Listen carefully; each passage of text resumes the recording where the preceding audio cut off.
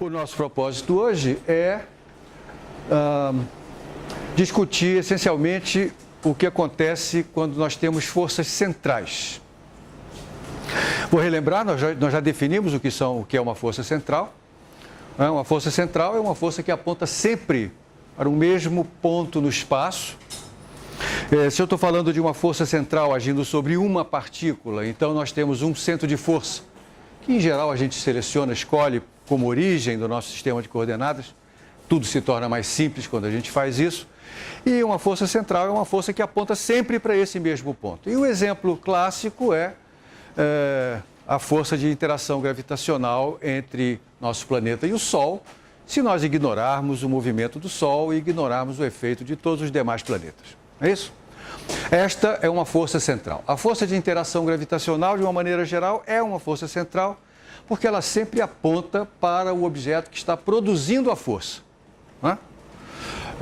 Nós mostramos na aula passada que sempre que nós temos uma força central, isto é, uma força que só depende da distância entre dois pontos ou entre a posição da partícula e o centro de atrações, então essa força será conservativa. Nós demonstramos isso de uma forma completamente geral. Na verdade, isso foi na aula retrasada, quando a gente calculou o rotacional de uma força central e mostramos que esse rotacional é sempre nulo. Portanto, uma força central é conservativa. Uma força desse tipo será conservativa se ela só depender da distância entre as duas partículas em jogo ou entre a partícula e o centro de atrações.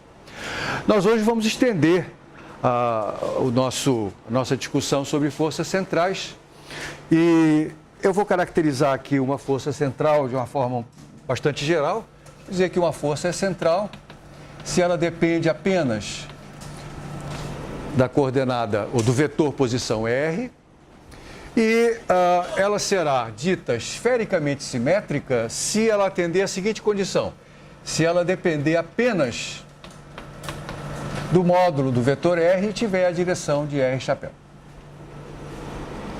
Então isso para mim é a força central, é uma força central que é esfericamente simétrica.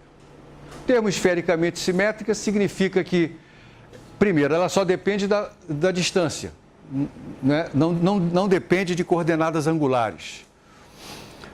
Por isso, se eu tomar pontos sobre a superfície de uma esfera, o módulo da força sobre todos esses pontos da superfície será igual.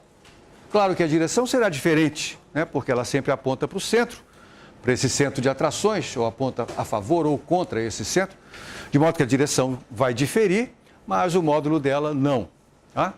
Isso eu chamo de uma força esfericamente simétrica. Porque ela é esfericamente simétrica, vai ser muitas vezes conveniente utilizar para descrever sistemas sujeitos a esse tipo de força, um sistema de coordenadas que espelhe essa simetria esférica de uma forma simples. Esse sistema é o sistema chamado coordenadas polares esféricas ou simplesmente coordenadas esféricas. Então aqui eu estou desenhando uma tentativa de representar o que significa isso. Aqui está um vetor posição R que está localizando um ponto. Aqui estão os eixos cartesianos coordenados x, y e z. E aqui está a definição das coordenadas esféricas. Então, esse ponto vai ficar caracterizado em coordenadas esféricas pela distância até a origem. Essa distância eu vou chamar de R, é o Rzinho sem o vetor, né? Pelo ângulo θ que esse vetor faz com o eixo Z. E pelo ângulo φ que a projeção desse vetor sobre o plano XY faz com o eixo X. Lembre que nós já tratamos de um sistema semelhante a esse em duas dimensões. Eu o chamei de sistema polar bidimensional, né? O sistema polar bidimensional só envolve R e φ, porque eu estou abordando apenas sistemas que vivem no plano XY. Agora eu estou introduzindo a terceira dimensão, a dimensão Z, né? E por isso apareceu esse novo ângulo θ. Legal? Esses ângulos têm nomes, não se importe muito com esses nomes. O θ, por exemplo, é chamado de colatitude, porque quando a gente localiza um ponto na superfície terrestre através de latitude e longitude, nós estamos, na verdade, localizando através de dois ângulos. Só que a latitude é, em geral, medida a partir do Equador. Então, Niterói, por exemplo, fica a uma latitude de 22 graus sul. Significa que o ângulo formado por um vetor que começa no centro da Terra e vai até Niterói, e um vetor que começa no centro da Terra e vai até o Equador no mesmo meridiano, esse ângulo é 22 graus. Essa é a latitude. Isso aqui eu chamo de colatitude porque a origem desse ângulo não é o Equador e sim o polo. Esse ângulo começa no polo. Então, na verdade, a colatitude de Niterói seria 90 mais 22, 112 graus. Né? Esse ângulo aqui é muitas vezes chamado de azimute, o ângulo azimutal. Eu vou começar estabelecendo a conexão entre as coordenadas esféricas e as coordenadas cartesianas. Vamos ver aqui como é que eu exprimo. Eu vou fazer da seguinte forma, eu vou exprimir as coordenadas cartesianas em função das coordenadas esféricas. A coordenada z é muito simples, né? Porque ela é apenas a projeção em z desse tamanho, do tamanho do vetor posição.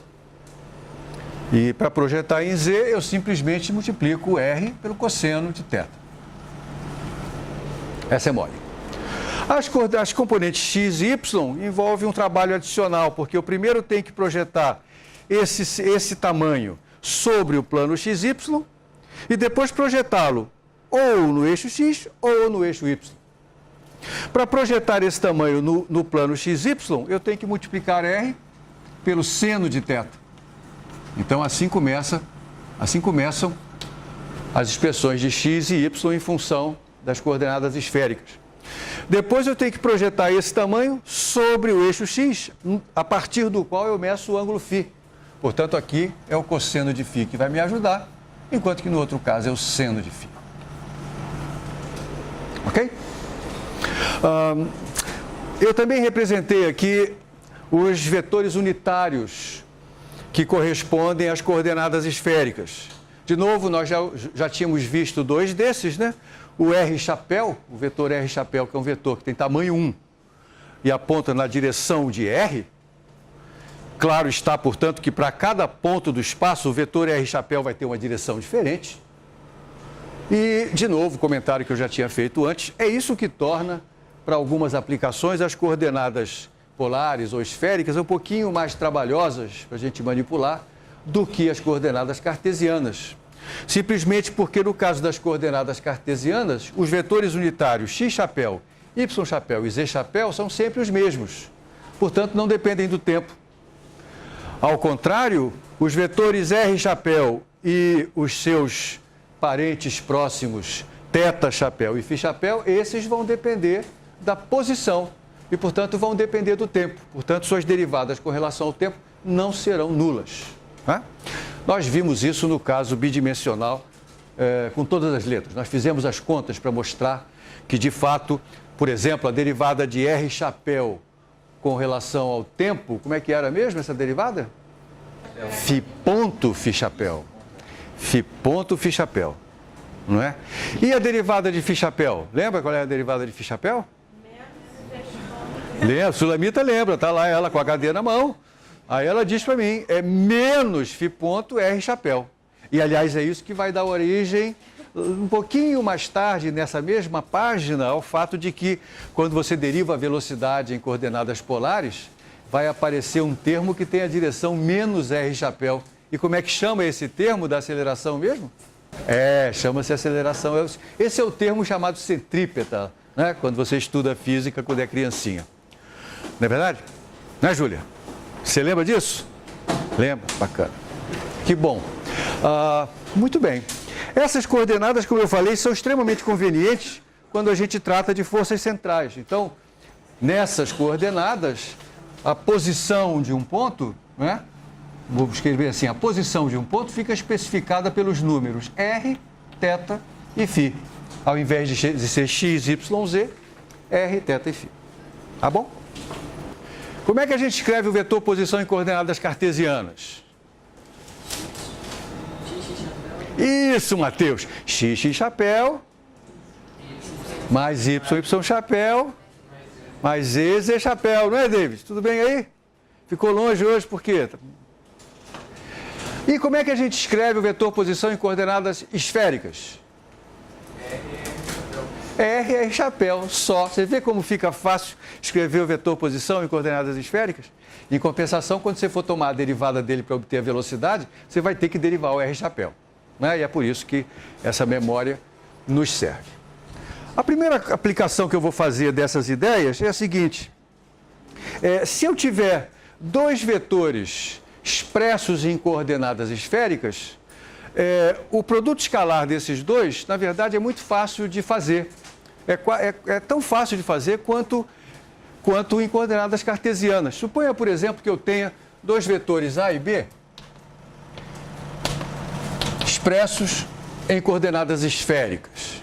Ora, então eles vão ter três componentes, claro, como teriam nas coordenadas cartesianas, só que essas componentes agora são nas direções R, chapéu, θ chapéu, φ chapéu. Então eu posso escrever, por exemplo, que o vetor A ele tem uma componente na direção de R chapéu, tem uma componente na direção de θ chapéu e tem uma componente na direção de φ chapéu. Bacana? Claro, o vetor R em particular só tem uma dessas componentes, mas o vetor velocidade vai ter mais de uma. O vetor B expresso nas mesmas coordenadas vai ser assim.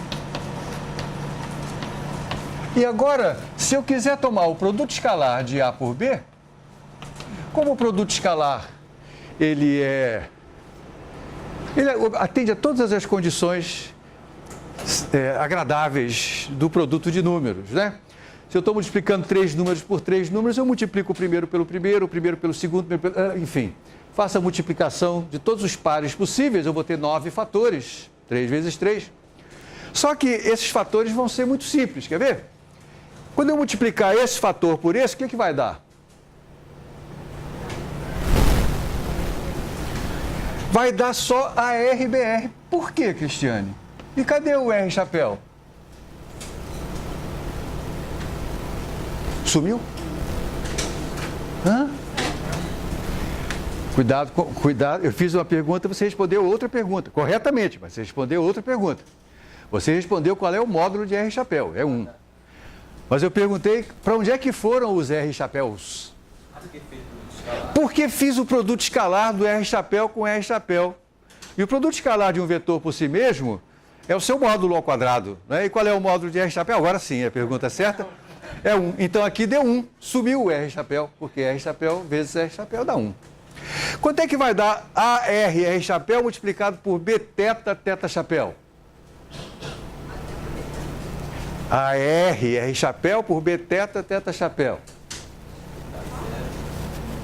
Estou multiplicando esses por esse. 0? Por quê?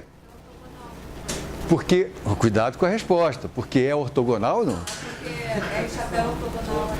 Agora você completou a frase, né? A frase tem que ter sujeito, verbo, predicado. Lembra disso? Pois é, então a frase agora ficou assim. Esse produto, AR, R chapéu por B θ, θ chapéu dá 0, porque o produto escalar de R chapéu por θ chapéu é 0. E esse produto é 0 porque esses dois vetores são ortogonais, não é verdade? A mesma coisa acontece com esses dois. E veja que vai acontecer com 6 desses 9 fatores que eu mencionei no início.